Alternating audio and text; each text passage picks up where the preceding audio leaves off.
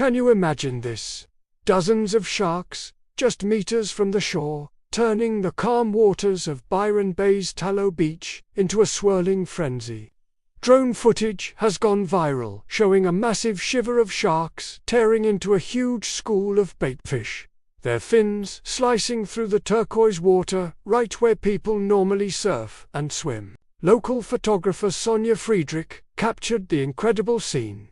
She'd lived in Byron for over 20 years and had never seen anything like it.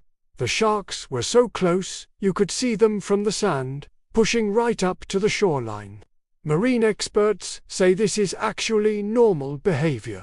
It's the start of summer, and schools of baitfish are migrating, drawing in predators like bronze whale. What's different this time is how clearly it was filmed, thanks to high-resolution drones. Luckily, no one was hurt. But it's a powerful reminder that we share the ocean with incredible wildlife.